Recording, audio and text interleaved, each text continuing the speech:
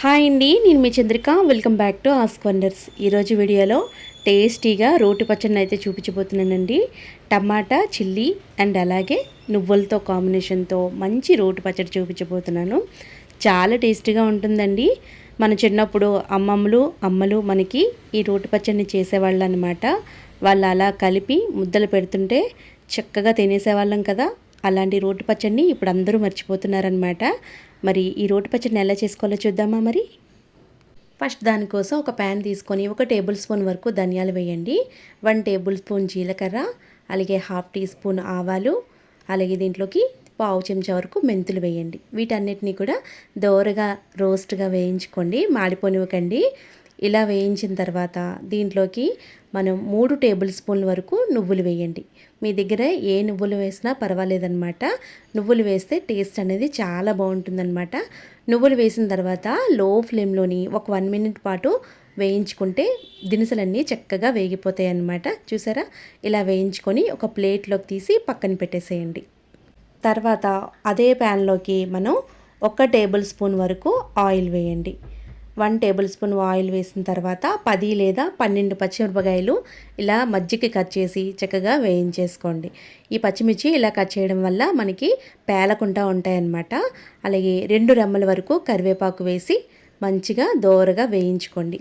ఇప్పుడు దీంట్లోకి 4 టమాటా ముక్కల్ని ఇలా నిలువుగా కట్ చేసుకొని వేసుకోండి. అలాగే పావు టీ స్పూన్ పసుపు, కొద్దిగా చింతపండు, మన టేస్ట్కి తగ్గట్టు చింతపండు కూడా ఉంటే బాగుంటుందన్నమాట. అలాగే 1 టేబుల్ స్పూన్ ఉప్పు కూడా వేసి వీటన్నిటిని ఒక 5 మినిట్స్ పాటు అయినా సరే టమాటా ముక్కలు బాగా మగ్గేంత వరకు వేయించుకోండి. టమాటా ముక్కలు మగ్గడానికి ఒక 5 నిమిషాల టైం అయినా పడుతుందన్నమాట. మూత పెట్టి దగ్గరుండి టమాటాలని బాగా మగ్గించండి. ఇప్పుడు టమాటా ముక్కలు మగ్గాయో లేదో చూద్దామండి. చూడండి, టమాటా ముక్కలు చక్కగా ఇలా వేగిపోయాయి కదా మనకి.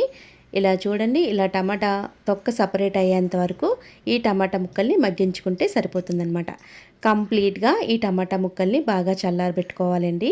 మనం రోట్లో వేసేటప్పుడు వేడిగా ఉండకూడదనమాట.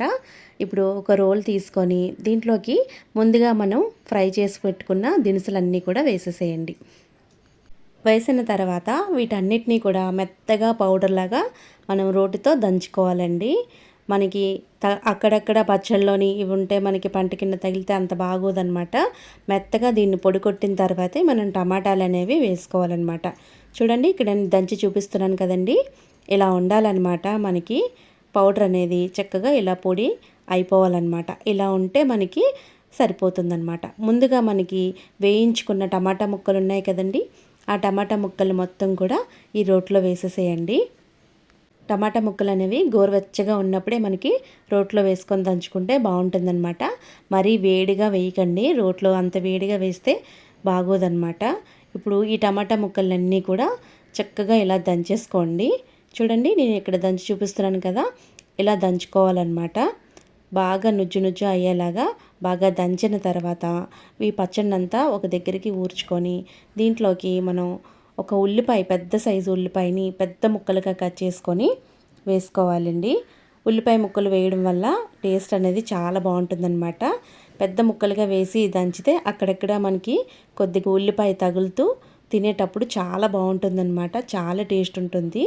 ఇలా ఉల్లిపాయ వేసిన తర్వాత ఒక 1 మినిట్ పాటు దంచుకుంటే రోటి పచ్చడి అనేది మనకి రెడీ అయిపోతుందన్నమాట. చూసారా, రోటి పచ్చడి చాలా సింపుల్గా మనం ఇంట్లో ఎలా చేసుకున్నామో. ఈ రోటి పచ్చడిలోని కొద్దిగా నెయ్యి పోసుకొని ఆహా, వేడి వేడి అన్నంలో ఈ రోటి పచ్చడి ఒక్కసారి కలుపుకొని తినండి. ఆ టేస్టే వేరండి. ఒక్కసారి ఇంట్లో మీరు కూడా ట్రై చేసి చూడండి. ఈ పచ్చడి చాలా బాగుంటుందన్నమాట. రోట్లో ఏం చేసినా చాలా రుచిగానే ఉంటుంది కదా. వేరే ఏ కూరలతో మనకి పని లేదనమాట. ఈ పచ్చడితోనే మొత్తం అన్నం మొత్తం తినేస్తారనమాట. రోట్లో రుబ్బిన తర్వాత మిగిలిన దాంట్లో కొద్దిగా వేడిగా అన్నం వేసుకొని కొద్దిగా నెయ్యి పోసుకొని అలా అలా కలుపుకొని తింటే అమృతంలా ఉంటుందన్నమాట. నిజంగా చెప్తున్నానండి. నాకైతే అమ్మమ్మ గుర్తొచ్చిందనమాట. మా అమ్మమ్మ ఇలాగే కలిపి ముద్దలు పెట్టేదన్నమాట. అంత బాగుంటుంది. మీకు కూడా ఈ వీడియో నచ్చితే లైక్ చేయండి, షేర్ చేయండి, మీ అమూల్యమైన ఫీడ్బ్యాక్ని కామెంట్ చేయండి. మరిన్ని వీడియోస్ కోసం మా ఛానల్ని సబ్స్క్రైబ్ చేయండి. Thank you for all.